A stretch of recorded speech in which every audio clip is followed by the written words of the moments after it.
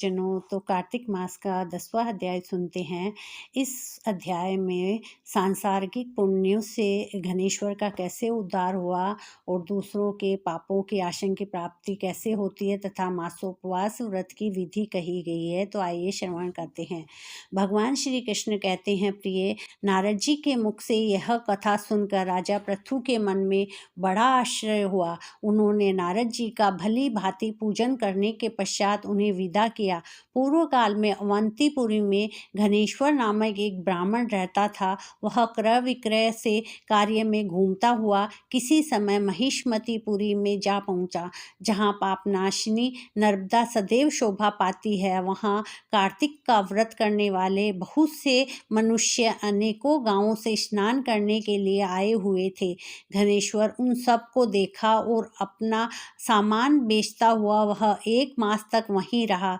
वह प्रतिदिन नर्मदा के किनारे घूम घूम कर स्नान, जप और देवार्चन में लगे हुए ब्राह्मणों को देखता और वैष्णव के मुख से भगवान विष्णु के नामों का कीर्तन सुनता था।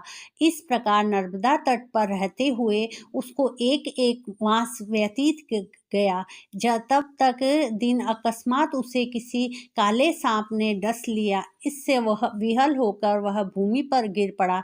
यमदूत उसे बांध कर ले गए और कुंभी पाक में डाल दिया। वहां उसके गिरते ही सारा कुंड शीतल हो गया, ठीक उसी तरह जैसे पूर्व काल में प्रहलाद जी को डालने से दैत्यों की जलाई हुई आग ठंडी हो गई थी। तदंतर यमराज इस विषय में पूछताछ करने लगे। इतने में ही वहां नारद जी आए और इस प्रकार बोले, सूर्य नंदन, यह नरकों का उपभोग करने योग्य नहीं है। जो मनुष्य पूर्ण कर्म करने वाले लोगों का दर्शन, स्पर्श और उनके साथ वार्तालाप करता है, वह उनके पुण्य का 6वां अंश प्राप्त कर लेता है। यह घनेश्वर तो 1 मास तक श्री हरि के कार्तिक व्रत का अनुष्ठान करने वाले असंख्य मनुष्यों के संपर्क में रहा है, अतः यह उन सब के पुण्य अंश का भागी हुआ है। इसको अनिच्छा से पुण्य प्राप्त हुआ है, इसीलिए यह यक्ष की योनि में रहे और पाप भोग के रूप में सब नरकों का दर्शन मात्र करके ही यम यातना से मुक्त हो जाए। प्रिय, यों कहकर देवर्षि नारद चले गए। तब प्रेतराज ने घनेश्वर को नरकों से समीप ले जाकर उन सबको दिखलाते हुए कहा, घनेश्वर, महान भय देने वाले इन घोर नरकों की ओर दृष्टि डालो। इनमें पापी पुरुष सदा दूतों द्वारा पकाए जाते हैं। इन नरकों के पृथक पृथक 84 भेद हैं। तुम्हें एक कार्तिक व्रत करने वाले पुरुषों का संसर्ग प्राप्त हुआ था। उससे पुण्य की वृद्धि हो जाने के कारण ये सभी नरक तुम्हारे लिए निश्चित ही नष्ट हो गए हैं। इस प्रकार घनेश्वर को नरकों का दर्शन कराकर प्रेतराज उसे यक्ष लोक में ले गए। वहां जाकर वह यक्ष हुआ। वहीं कुबेर के अनुचर धन यक्ष के नाम से प्रसिद्ध हुआ। सूजी कहते हैं, इस प्रकार अपनी अत्यंत प्रिय सत्यभागा को तथा कथा सुनाकर भगवान श्री कृष्ण संध्या उपासना करने के लिए माता के घर में गए। ब्रह्मा जी कहते हैं, नारद, यदि कार्तिक व्रत करने के लिए अपने में सामर्थ्य न हो तो अन्य उपाय से भी इसका फल प्राप्त हो सकता है। ब्राह्मण को धन देकर कार्तिक व्रत के उत्तम फल को ग्रहण करे। शिष्य से, भृत्य वर्ग से, स्त्रियों से तथा अपने किसी विश्वास पात्र मनुष्य से भी व्रत का पालन करवाएं। ऐसा करने से भी मनुष्य फल का भागी होता है। नारद जी ने पूछा, पितामह, यह कार्तिक व्रत थोड़े परिश्रम द्वारा साध्य होने वाला और महान फल देने वाला है, तो भी मनुष्य इसे क्यों नहीं करते हैं? ब्रह्मा जी ने कहा, काम, क्रोध और लोभ के वशीभूत होने वाले मनुष्य व्रत आदि धर्म कृत्य नहीं कर पाते। जो इनसे मुक्त हैं वे ही धर्म कार्य करते हैं। इस पृथ्वी पर श्रद्धा और मेघा, ये 2 वस्तुएं ऐसी है जो काम, क्रोध आदि का विनाश करने वाली है।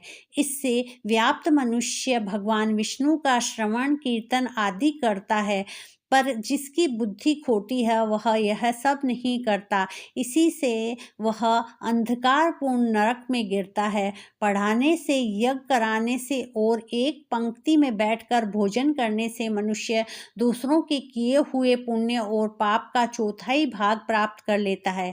एक आसन पर बैठने, एक सवारी पर यात्रा करने तथा श्वास से शरीर का स्पर्श होने से मनुष्य निश्चय ही पुण्य और पाप के छठे अंश के फल का भागी होता है।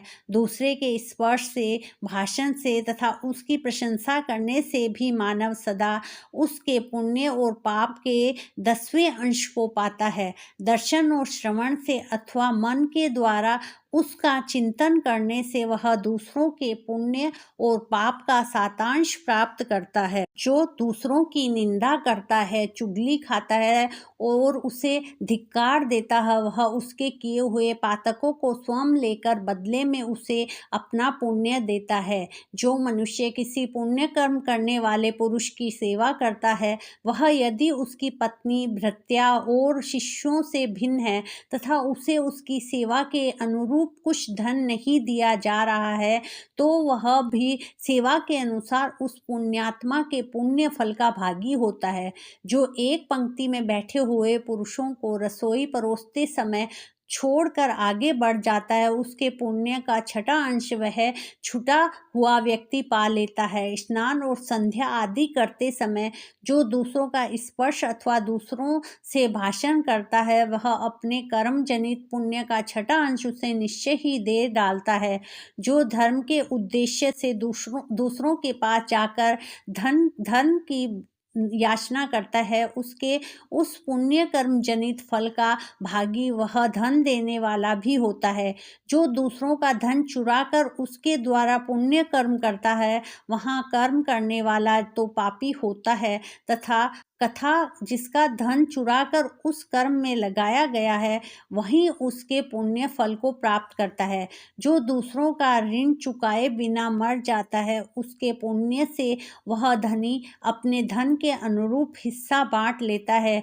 जो बुद्धि, सलाह देने वाला, अनुमोदन करने वाला, साधन सामग्री देने वाला तथा बल लगाने वाला है, वह भी पुण्य पाप से छठे अंश को ग्रहण करता है। प्रजा के पुण्य और पापों से छठा अंश राजा लेता है। इसी प्रकार शिष्य से गुरु, स्त्री से उसका पति और पुत्र से उसका पिता पुण्य पाप का छठा अंश ग्रहण करता है। स्त्री भी यदि अपने पति के मन के अनुकूल चलने वाली और सदा उसे संतुष्ट रखने वाली हो, तो वह उसके पुण्य का आधा भाग प्राप्त कर लेती है। जो दूसरों के हाथ से दान आदि पुण्य कर्म करता है, उसके पुण्य का छठा अंश वह करता ही ले लेता है। परंतु यदि वह पुत्र अथवा भृत्य हो तो साष्टांग भाग नहीं होता। व्रति देने वाला पुरुष व्रति भोगने वाले के पुण्य का छठा अंश ले लेता है, किंतु ऐसा तब भी होता है जब वह उस व्रति भोगने वाले अपनी या दूसरे की सेवा न करता हो। इस प्रकार दूसरों के द्वारा संचित किए हुए पुण्य पाप बिना किए हुए भी आ जाते हैं। पूर्व काल में एक दंभी तपस्वी पतिव्रता स्त्री के शुद्ध प्रभाव से पिता माता का पूजन देखने से कार्तिक व्रत का सेवन करके उत्तम लोक को प्राप्त हो गया था। नारद जी ने कहा, भगवान, मैं मासोपास की विधि और उसके फल का यथोचित वर्णन सुनना चाहता हूँ। ब्रह्मा जी ने कहा, नारद, जैसे देवताओं में भगवान विष्णु श्रेष्ठ है, उसी प्रकार संपूर्ण व्रतों में यह मासोपवास व्रत श्रेष्ठ है। अपने शरीर के बलाबल को समझकर मासोपवास व्रत करना चाहिए। आश्विन के शुक्ल पक्ष की एकादशी को उपवास करके 30 दिनों के लिए इस व्रत को ग्रहण करना चाहिए और इतने दिनों तक भगवान के मंदिर में जाकर तीनों समय भक्ति पूर्वक नैवेद्य, धूप, दीप तथा नाना प्रकार के पुष्पों से मन, वाणी और क्रिया द्वारा भगवान गरुड़ ध्वज की पूजा करनी चाहिए। स्वधर्म परायण मनुष्य और अपनी इंद्रियों को वश में रखने वाले सौभाग्यवती अथवा विधवा स्त्री भगवान वासुदेव की पूजा करे, दूसरे का अन्न ग्रहण न करे, परंतु स्वयं दूसरों को अन्न दे। व्रतस्थ पुरुष शरीर में उपटन लगाकर मस्तक में तेल लगाए बिना खाना और चंदन आदि का लेप करना छोड़ दे। इसके सिवा अन्य निषिद्ध वस्तुओं का भी त्याग दे। व्रत का पालन करने वाला मनुष्य विपरीत कर्म में लगे रहने वाले किसी मनुष्य का न तो स्पर्श करे और न उससे वार्तालाप ही करे। गृहस्थ भी देव मंदिर में रहकर व्रत का आचरण करे। यथोक्त विधि से मासोपवास व्रत पूरा करके द्वादशी में परम पवित्र भगवान विष्णु का पूजन करे, दक्षिण दे। मासोपवास अंत में 13 ब्राह्मणों का वरण करके वैष्णव यज्ञ करावे। तत्पश्चात ब्राह्मणों को भोजन करावे और उन्हें तांबूल सहित 2-2 वस्त्र देकर पूजन पूर्वक विदा करे। इस प्रकार मासोपवास की विधि बताई गई है। तो राधे राधे भक्तजनों, पसंद आए तो लाइक शेयर सब्सक्राइब करें, कमेंट करें और आगे की कथा सुनने के लिए मेरे चैनल से जुड़े रहें।